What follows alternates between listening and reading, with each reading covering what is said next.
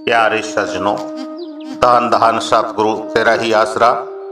आज हम व्यास डेरे के दूसरे गद्दी नशीन परम संत सावन सिंह जी के समय की सच्ची साखी प्रोफेसर जगमोहन लाल जी द्वारा वर्णित गंगू डाकू से संबंधित सुनाने जा रहे हैं, जो दो भाग में पेश की जाएगी। जरा पहला भाग सुने। एक बार हजूर महाराज जी सत्संग के लिए अमृतसर गए। वे हर महीने की संक्रांति के दिन वहाँ सत्संग किया करते थे। हजूर अपनी मोटर कार में मजीठा रोड पर स्थित सत्संग घर की ओर जा रहे थे। सड़क पर बड़ी भीड़ थी। लोग मोटरों, टांगों, साइकिलों और रिक्शों पर सत्संग घर की ओर चले जा रहे थे और बहुत से लोग पैदल भी थे। जब हजूर सत्संग घर से 2 फरलांग की दूरी पर थे तो सड़क के एक मोड़ पर एक आदमी अचानक उनकी कार के सामने आ गिरा। ड्राइवर ने गाड़ी रोकी और क्या हुआ यह देखने के लिए हजूर भी नीचे उतरे।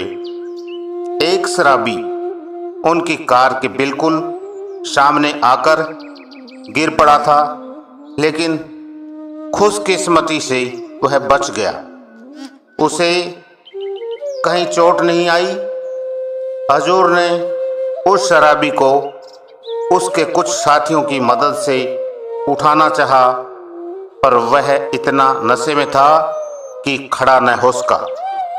बहुत से सत्संगियों ने उसे रास्ते से हटाने में मदद की। जब हजूर चले गए तो शराबी ने पूछा कि कार में ये सरदार जी कौन थे। वह पूरे होश में नहीं था, फिर भी हजूर का शहंशाही स्वरूप उसके दिल पर असर किए बिना न रहा। उसके साथी, जो खुद भी आधे नशे में थे, मजाक के शोर में बोले कि यहाँ खड़े लोग कह रहे थे कि वह तो खुदा है जो तुम जैसे पापियों को तारने के लिए धरती पे आया है। उस शराबी किसान ने कहा, वह तो खुदा ही मालूम होता है। मैं अपने पापों को बख्शवाने के लिए उसके पास जाना चाहता हूँ। कुछ देर बाद शराब की आधी बोतल जेब से रखे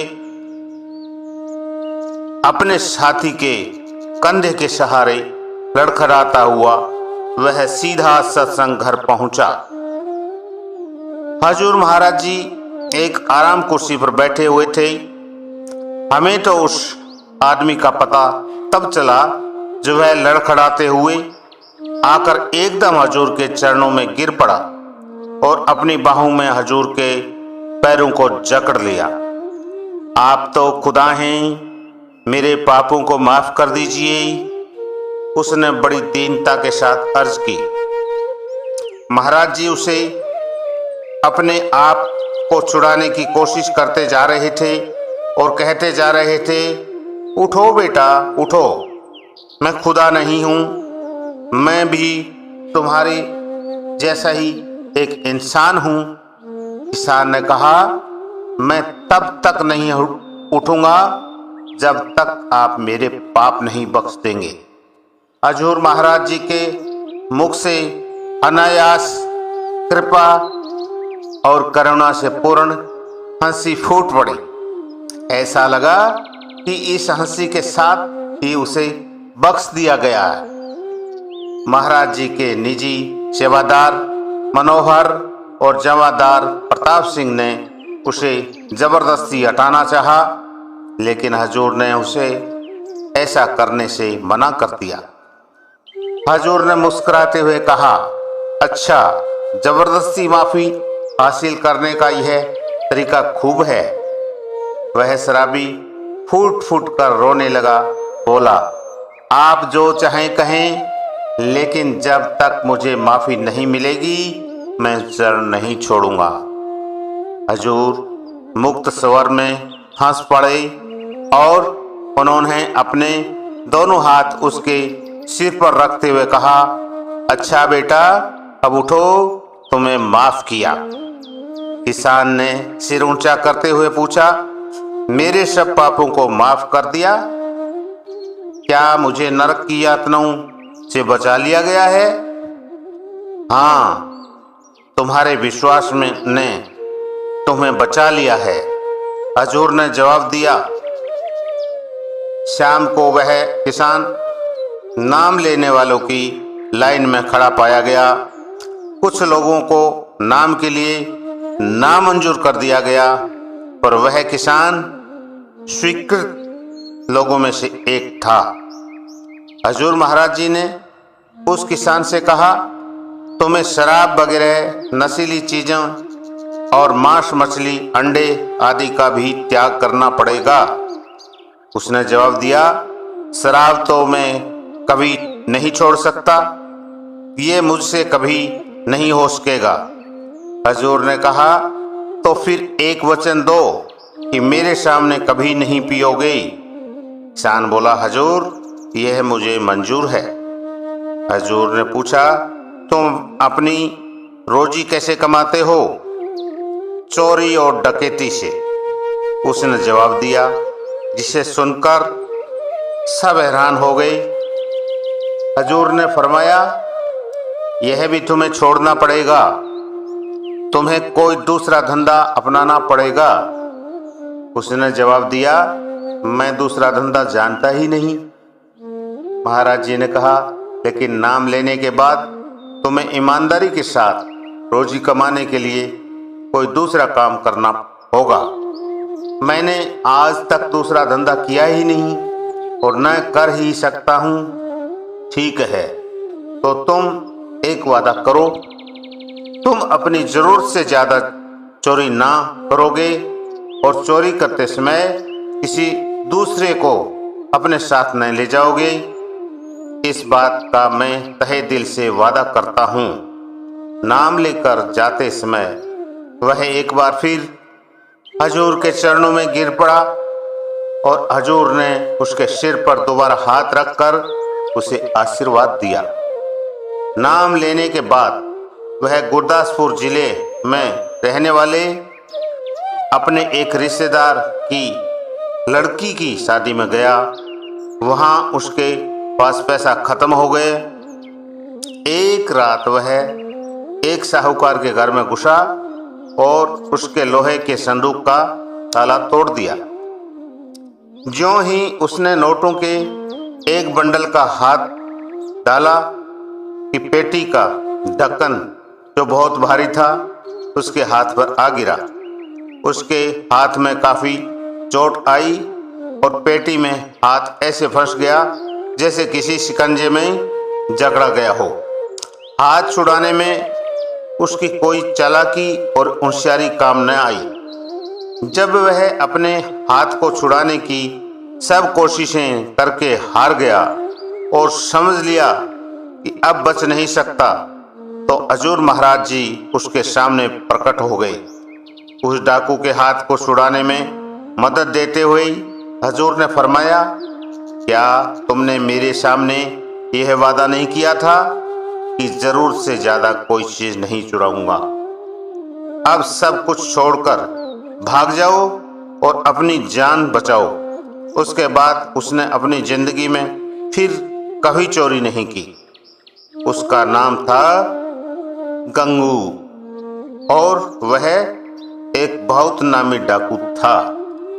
जिस दिन गंगू अपने गांव लौटकर आया, उसके जिगरी दोस्त उसके पास आ धमके और उससे कहने लगे कि शाम को शराब की दावत में आना।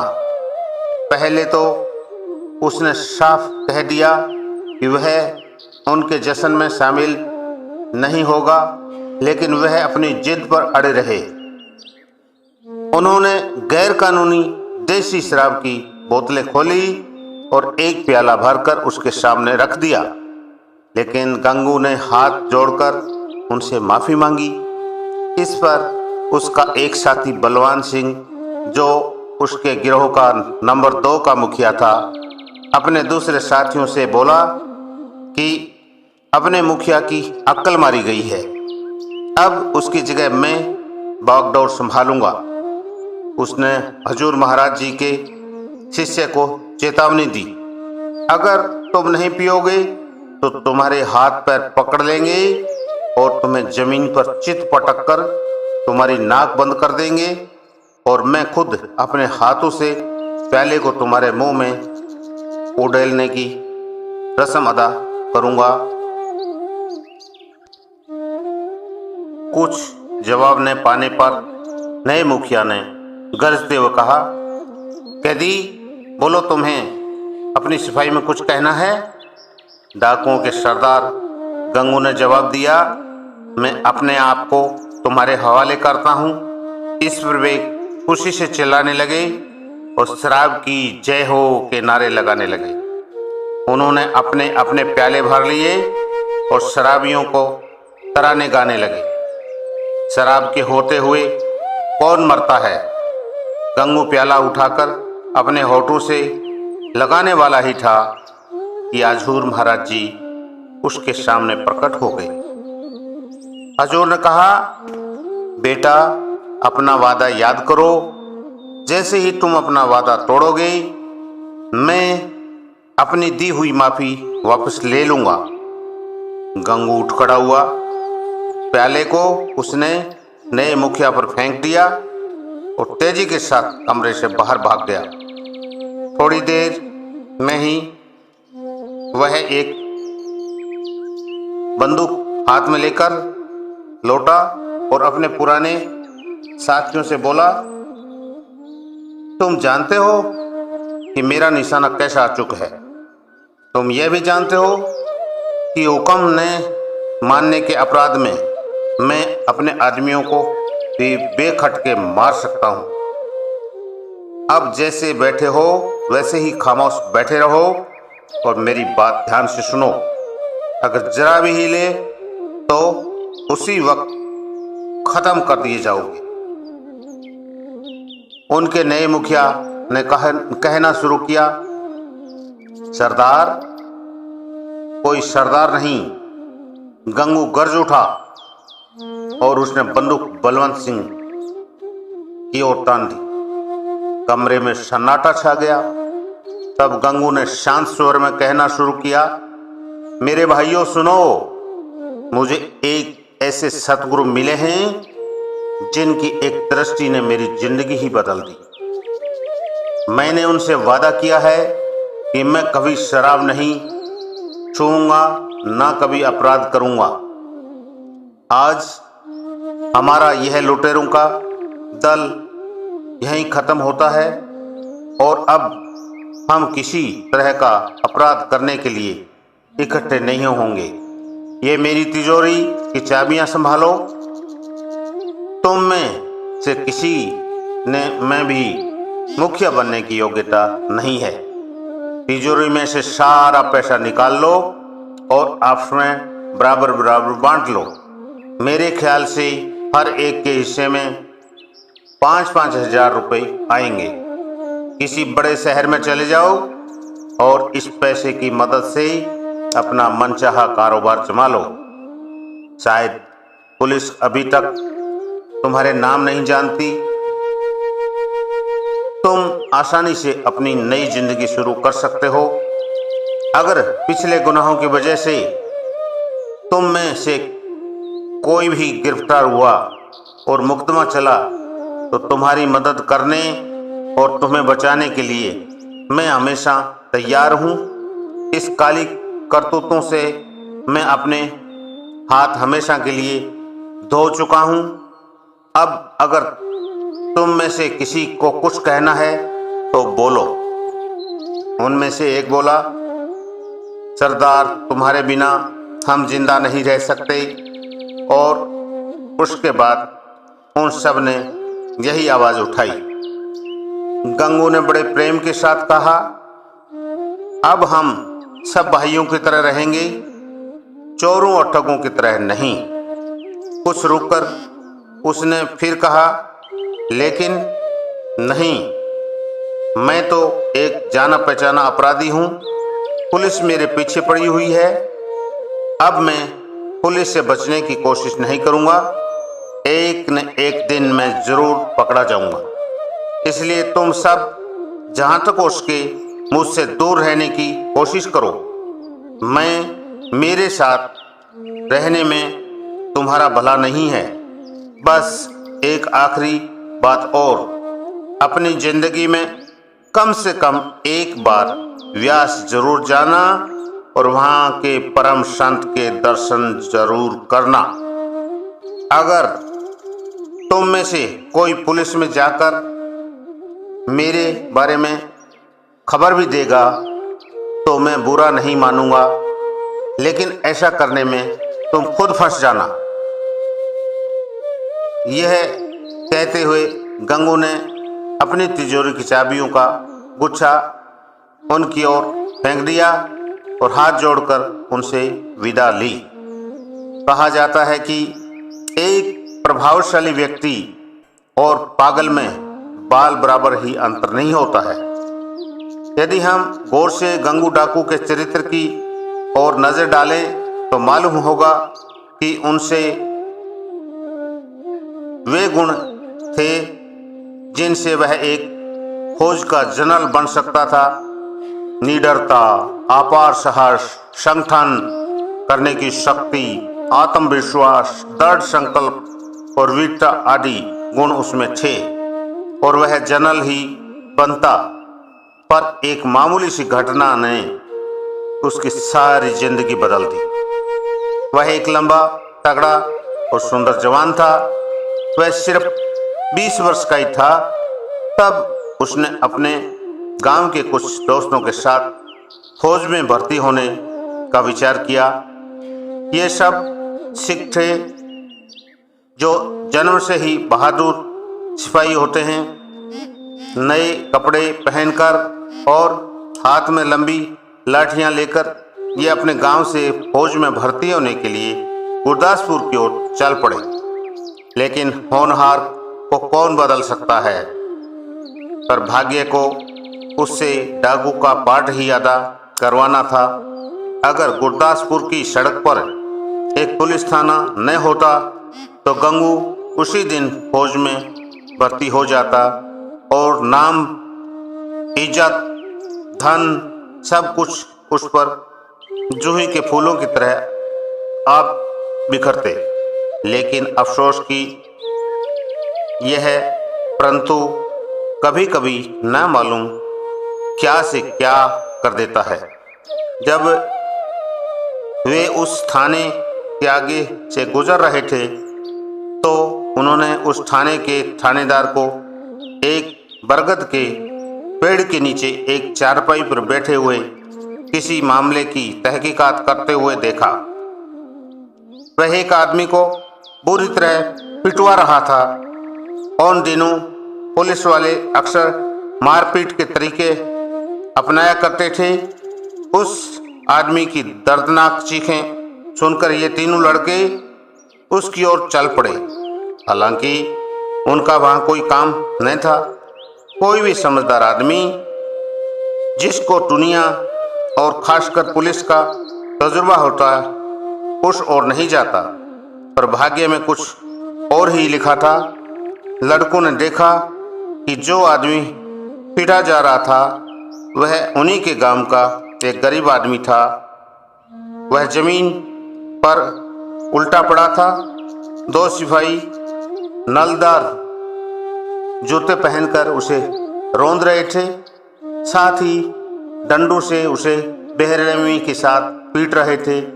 गंगू नासमझी के साथ पूछ बैठा, इस बेचारे को क्यों पीट रहे हो? थानेदार ने गालियां देते हुए जवाब दिया, ये तेरा बाप है या दादा? तुम लोग इसके खास साथी मालूम होते हो। थानेदार ने एक सिपाही को हुक्म दिया, पकड़ लो इसे, जरा इसकी भी खबर ले ली जाए। जैसे ही सिपाही ने उस पर हाथ उठाया उसने एक ही लठ ऐसा जमाया कि सिपाही चक्कर खाकर वहीं गिर पड़ा। गंगू ने उस गरीब से कहा, अरे बेवकूफ उठ भाग, यहाँ कुत्ते की तरफ पड़ा पड़ा पीटे जा रहा है। गंगू के ये शब्द उस पर ऐसा असर कर गई मानो कि किसी हकीम ने उसे संजीवनी बूटी दे दी हो। उसने घबराए हुए सिपाही को गिरा दिया और एक और सिपाही के हाथ से लाठी छीनकर थानेदार की भी बेखट के पिटाई शुरू कर दी। उनकी मार के आगे सब सिपाही भाग खड़े हुए हैं। थानेदार को मुर्दा समझकर छोड़ दिया गया। गंगू और उसके साथी का फौज में भर्ती होने का सवाल ही खत्म हो गया। उनके पास अब भागकर कानून से छिपटे फिरने के सिवाय और कोई चारा ना था। इस प्रकार एक होनहार जिंदगी इस जरा सी नादानी के कारण बर्बाद हो गई। आगे हम दूसरे भाग में इसको देखेंगे। आप उत्साह के साथ, जिज्ञासा के साथ देखते रहिए। जल्दी ही दूसरा भाग आपके सामने प्रस्तुत करेंगे। धन धन सतगुरु तेरा ही आसरा।